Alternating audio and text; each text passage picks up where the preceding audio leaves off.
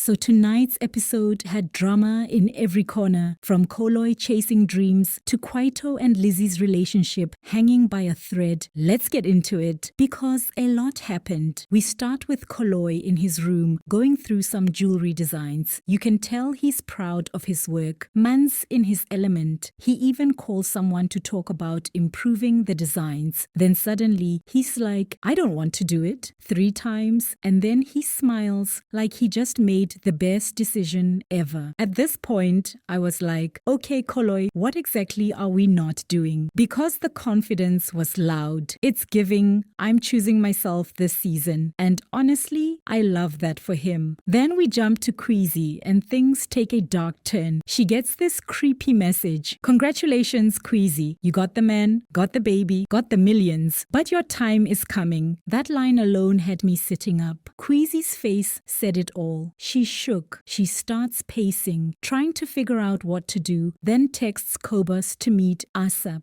You can tell she's spiraling, but still trying to keep that Quezy composure. At this point, I'm like, Kama is finally collecting her interest, because the way Quezy's been playing games, it was bound to catch up to her. Now, over at the Seyakamela house, MaNtuli's busy on the phone, trying to find a small room, but Quito walks in and interrupts, saying it's sorted.